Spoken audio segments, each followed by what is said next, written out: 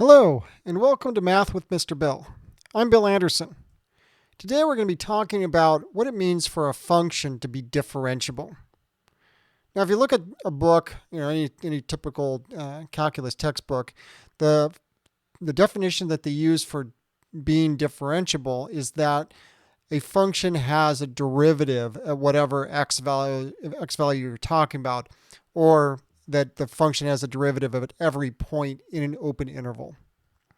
So here we're asked to use the following function to explain what the term differentiable means. This could be a positive point or a negative point. And we've got our function, which is a piecewise function. I'm going to go ahead and draw out this piecewise function because I think it's instructive to see what's going on here a little bit. And then we'll discuss what differentiability means in the light of this problem.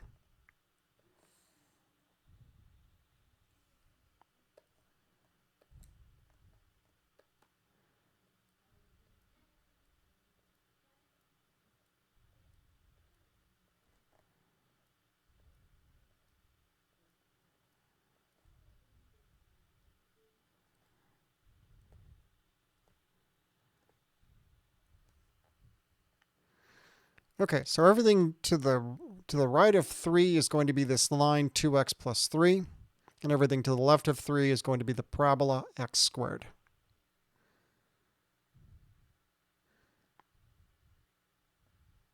So I'm really interested in what happens at 3 for both functions.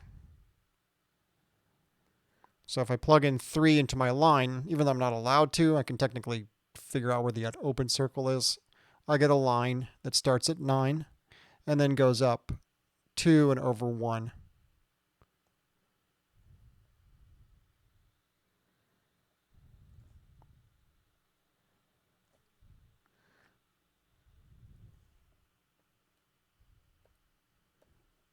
And we'll connect that with a straight line here.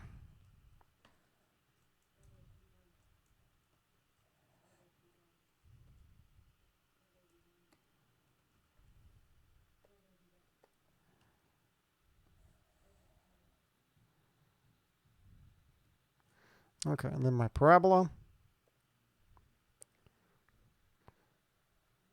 which ends here at 9, and I can make that a solid circle. And then it's going to look like a normal parabola from there.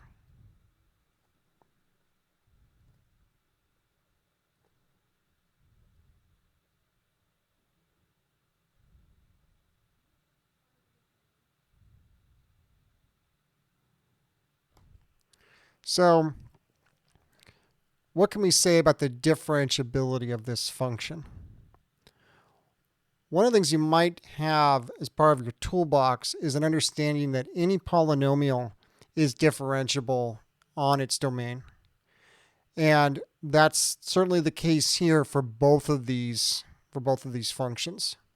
So this parabola on the left is differentiable everywhere up to 3, not including 3. We'll talk about what happens at 3. And then the line is differentiable everywhere up to 3 on the left, but not including 3. So what happens at 3? Because I think that's probably the most interesting point, even if the problem doesn't specifically say to talk about 3. But I think depending on what your teacher wants, depending on what the requirements of the question are, you can say that 2x plus 3 is differentiable everywhere.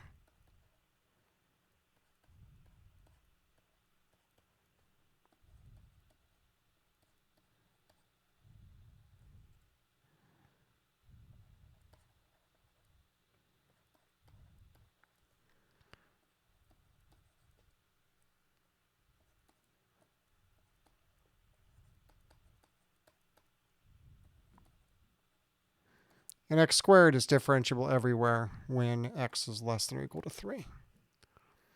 So if you want any more than that, what you would do is you would take a point on the line. So you could take this point right here, which is the point 513. And then you would show that the derivative exists there. You can use the limit definition. You could show that the two one-sided limits for the definition of the derivative exists.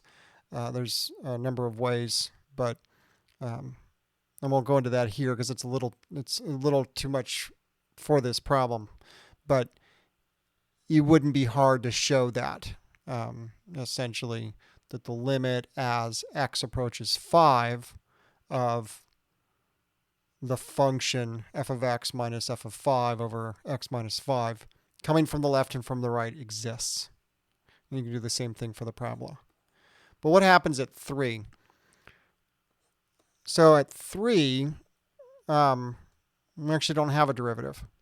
So if we look at f prime of x and just use our normal power rules, we get that it's equal to 2 when x is greater than 3. And then it's equal to 2x when x is less than 3. Or even less than or equal to 3.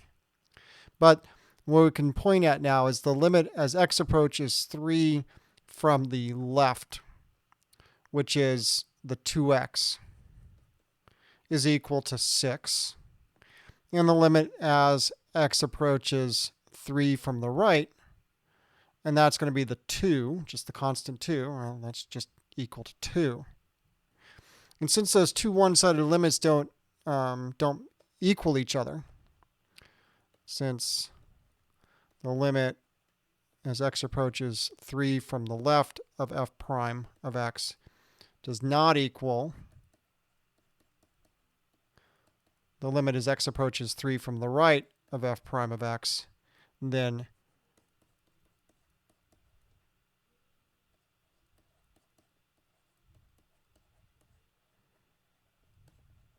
f of x is not differentiable at x equals 3. So that's it. I'll leave that there. If you have any questions, please feel free to put them in the comments. If you have any other questions you'd like to see done, please put them down there as well. And thanks, and I'll see you on the next problem.